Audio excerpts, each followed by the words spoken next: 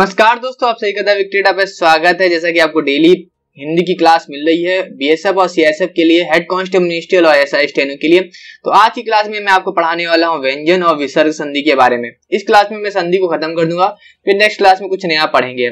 इसकी पीडीएफ आपको Telegram channel पर मिल जाएगा, तो टेलीग्राम चैनल से जुड़ जाना है, उसका लिंक आपको डिस्क्रिप्शन बॉक्स में मिल जाएगा। इसकी क्लास डेली आती है, तो चैनल को सब्सक्राइब कर लेना है, बेल आइकन को प्रेस कर लेना, ताकि जैसे ही मैं इसकी क्लास की वीडियो डालूं उसकी नोटिफिकेशन आप तक पहुंच सके। और प्लीज अभी तक आपने 49 और 99 वाला सेट अगर अभी तक बाय नहीं किया है बीएसएफ हेड कांस्टेबल के लिए, तो अभी तक आप बाय कर लेना। 49 में आपको 5 सेट मिलते हैं और 99 में आपको 10 सेट मिलते हैं। बिल्कुल एग्जाम ओरिएंटेड है, एग्जाम के हिसाब से सारे क्वेश्चन मिलेंगे, बायलिंगुअल मिलेगा, सोल्यूशन मिलेगा, आंसर की मिलेगी, सब कुछ मिलेगा। तो चलते हैं वीडियो को स्टार्ट करते हैं। तो चलते सबसे पहले हम देख लेते हैं कि आज हम पढ़ेंगे क्या। देखिए, सबसे पहले इसको पढ़ाने से पहले मैं आपको बताता हूँ कि आप इसको याद कर लेना। ये याद करना क्यों इंपॉर्टेंट है, क्योंकि अभी संधि में ये बहुत अहम रोल प्ले करने वाला है। जैसे का वर्ग की बात करते हैं, जैसे यहाँ का वर्ग है, चा वर्ग है, टा वर्ग है, ता वर्ग है, अब पा वर्ग है। ठीक है, इस तरह से आपके 5 वर्ग है, 1 2 3 4 5। ठीक है, अब इसमें बोला गया है का वर्ग है। का वर्ग में कौन कौन आता है? क ख ग घ अंग। ठीक है, फिर चा में कौन आता है? च छ ज झ इया। टा में कौन आता है? ट ठ ड ढ ड़ा। ता में कौन आता है? त थ द ध न। पा में कौन आता है? प फ ब भ म। इस तरह से आपको याद कर लेने, क्योंकि अभी आगे इसका यूज होने वाला है। और अंतस्था में आते हैं य र ल व। ये अंतस्था मतलब कि उसमें वर्ण कहलाते हैं। ठीक है, अंतस्था वर्ण कहलाते हैं। अब चलते हैं इनको, अब वो देख लेते हैं कि आगे हम इनको यूज कैसे करेंगे। तो व्यंजन संधि के बारे में पढ़ लेते हैं, व्यंजन संधि होती क्या है। तो व्यंजन संधि के बारे में आपको बता दूं, व्यंजन के बाद जैसे कोई भी व्यंजन है, का खा गा गा अंगस का, ठीक है, का से लेकर ज्ञा तक कहीं भी कुछ भी है, के बाद स्वर आता है या फिर व्यंजन आता है, आने से जो परिवर्तन होता है उसे व्यंजन संधि कहते हैं। जैसे एग्जाम्पल के लिए हम देख सकते हैं, जैसे लिखा वाग धन ईस, वागीस, मतलब का आधा का और ई मिलकर गी बन गए, गा मतलब गी बन गए। ठीक है, सदधनजन सज्जन, ता और जा मिलके मतलब आधा जा और जा मिल गए, उद्धन आर उद्धार, ता धन आ मिलके धा बन गए। तो इस तरह से ये व्यंजन संधि है। व्यंजन संधि थोड़ी सी डिफिकल्ट है, इसमें याद करने वाली चीजें, समझने वाली चीजें कम है, रटना पड़ेगा आपको। ठीक है, अब चलते हैं इसके व्यंजन संधि कुछ नियम है, तो पहले नियम को पढ़ लेते हैं। इसमें क्या लिखा है? वर्ग के, जो मैंने आपको वर्ग बताया था, का खा गा गा का वाला, फिर उसके बाद चा वाला, फिर ता वाला, फिर टा वाला, फिर पिपा वाला, इस तरह से वर्ग बताया था आपको। तो वर्ग के पहले वर्ण, पहला वर्ण कौन कौन सा होता है? क च ट त प। का तीसरे वर्ण में परिवर्तन, तीसरे वर्ण में परिवर्तन कैसे होगा? जैसे लिखा हुआ है, किसी वर्ग के पहले, कोई भी वर्ग, जैसे का वर्ग है, के पहले वर्ण का च ट त ध, कोई भी वर्ण का पहला लेटर होगा, का मेल किसी स्वर से होता है। जैसे आ से आ, बड़ा छोटा, इस तरह से होता है ना, ई, ये स्वर होते हैं। अथवा किसी वर्ग के तीसरे वर्ण से, तीसरे वर्ण से भी हो सकता है, जैसे ग ज। जैसे आपको का वर्ग पता है ना, का खा ग, गा में पहले में का आ रहा है, दूसरे में खा आ रहा है, तीसरे में गा आ रहा है। तो गा से अगर हो रहा है, जा से हो रहा है, डा से हो रहा है, दा हो रहा है, बा से हो रहा है, या चौथे वर्ण से हो रहा है, मतलब कि घा से, छा से, डा से, ढा से, या भा से हो रहा है।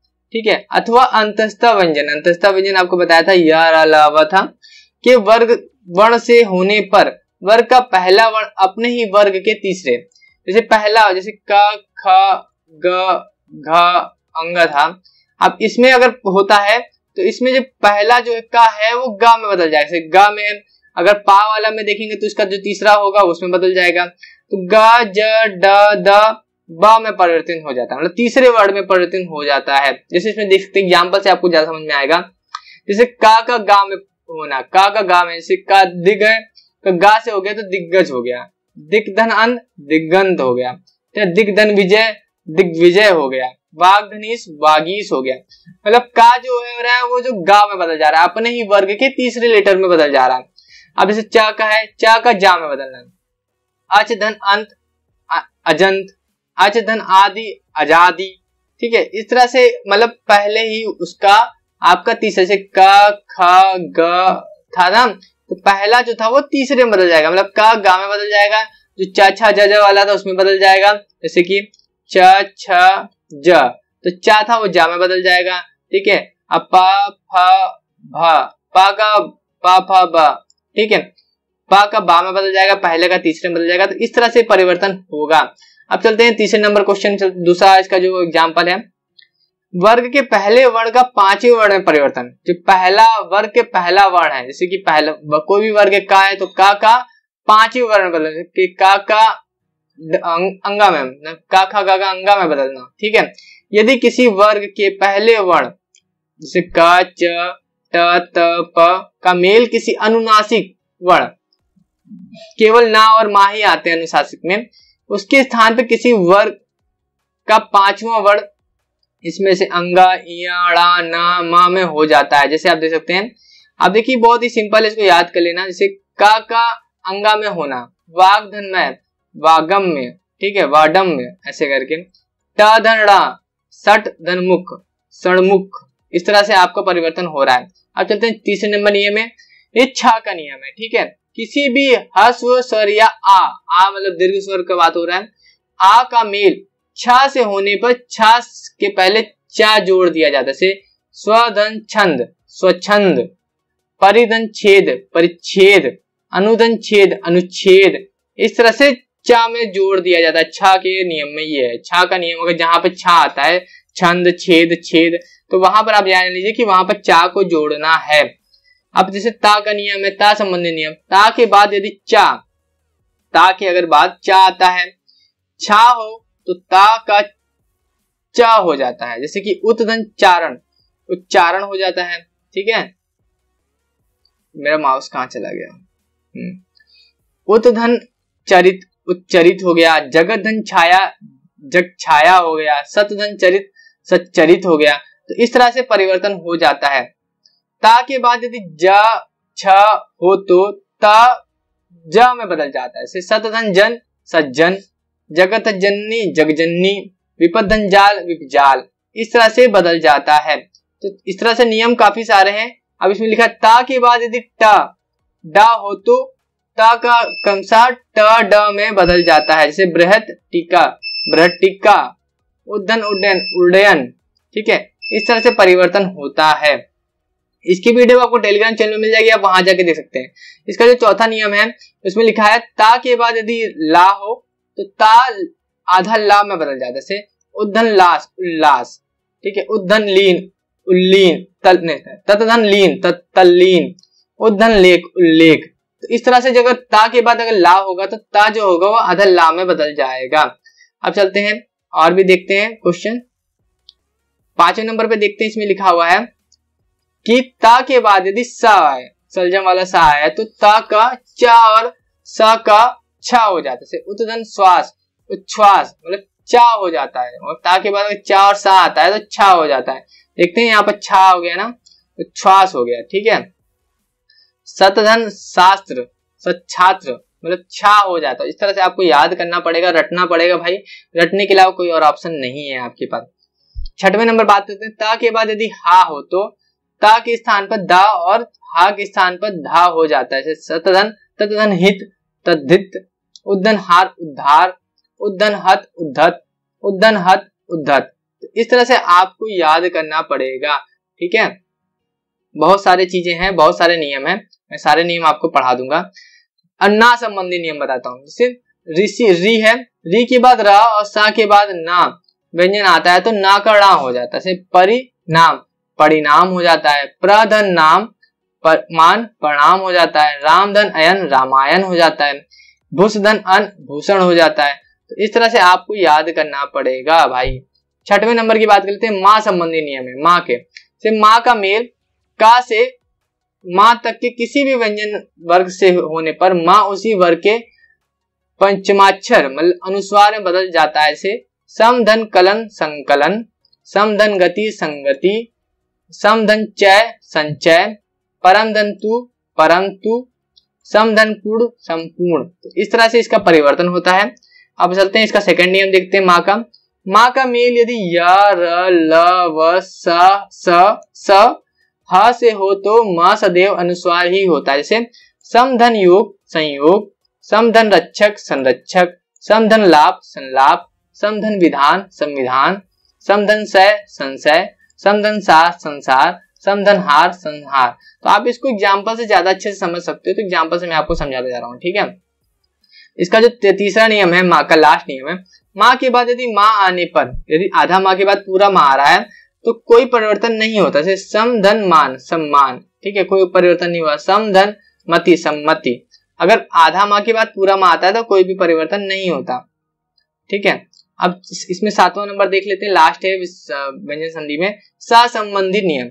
सा से पहले अगर आ आता है, छोटा बड़ा आता है, से भिन्न स्वर हो तो सा का सा हो जाता है। विष विधन सम विषम, विधन साध विषाद, सुधन समा सुषमा, ठीक है। इस तरह से हो गया, तो व्यंजन संधि आपको खत्म हो गया। आप इसकी पीडीएफ देख लेना, एक बार रिवीजन कर लेना, आपको वहां ज्यादा अच्छे समझ में आ जाएगा। एक बार प्रैक्टिस करोगे तो आ जाएगा।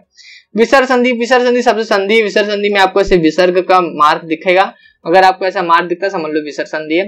विसर्ग के बाद स्वर तथा व्यंजन पे आने वाले विसर्ग में जो विकार होता है विसर्ग संधि कहते हैं। निधन आहार निराहार, दुधन आशा दुराशा, तप धन भूमि तपोभूमि, नम धन योग मनोयोग, ठीक है, मन धन योग मनोयोग, ठीक है।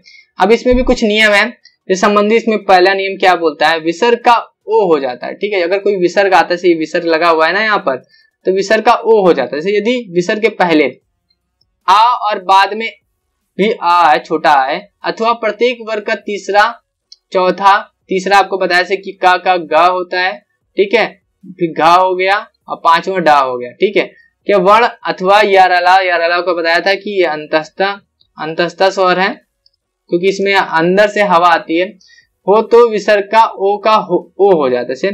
मन धन अनुकूल मनोकूल, आधन गति अधोगति, तप धन बल तपोबल, वैधन वृद्ध वयोवृद्ध, तप धन भूमि तपोभूमि, पैधन दय पयोध, पैधन धन पयोधन, मन धन रथ मनोरथ, मन धन योग मनोयोग, मन धन हार मनोहार, ठीक है। तो इस तरह से चेंज हो रहा है।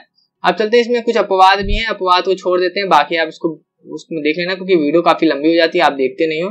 विसर्ग का देख सकते हैं, विसर्ग में अगर रा मतलब आधा रा हो जाता है, कैसे होता है, यदि विसर्ग के पहले आ या बड़ा आ छोड़ के कोई दूसरा स्वर हो, तो जो बड़ा आ है वो बड़ा ऊ, छोटा ऊ या तीसरा चौथा वर्ण या अलावा में से कोई विसर्ग का रा हो जाता है। जैसे निधन आशा निराशा, ठीक है, जिसमें छोटा और बड़ा छोड़कर कोई हो तो निधन धन निर्धन हो गया, निधन बल निर्बल हो गया, निधन जन निर्जन हो गया, आशीधनवाद आशीर्वाद हो गया, दुधन बल दुर्बल हो गया, ठीक है। इसमें आधा रा हो जाता है, इसमें दुधन जन दुर्जन हो गया, निधन धारण निर्धारण हो गया, दुधन उपयोग दुरुपयोग हो गया, दुधन दुरु हो गया, बहिधन मुख बहिमुख हो गया।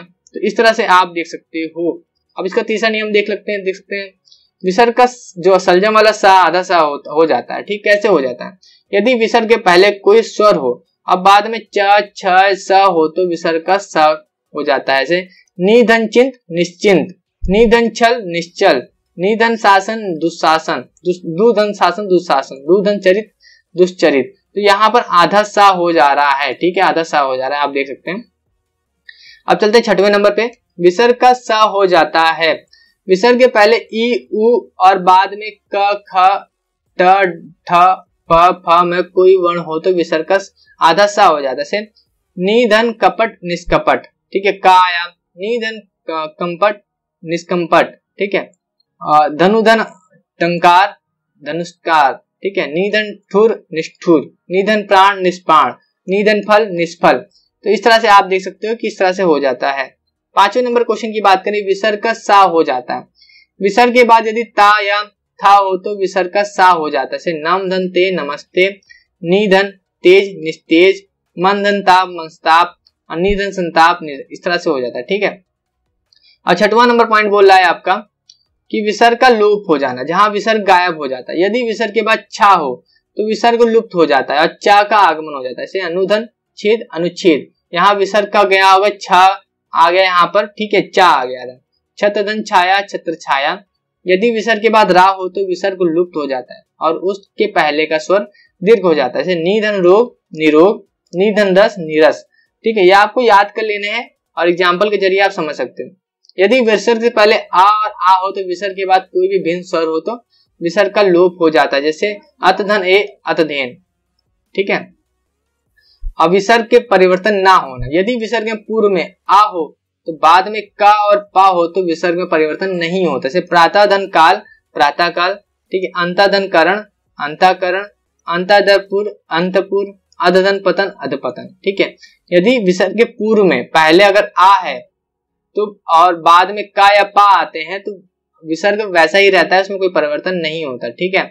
अब इसमें दो अपवाद भी है, नम धन पुर, नम और पुर में अगर होता है तो उसमें सा हो जाता है, नम धनकार नमस्कार, पुर धनकार पुरस्कार, ठीक है।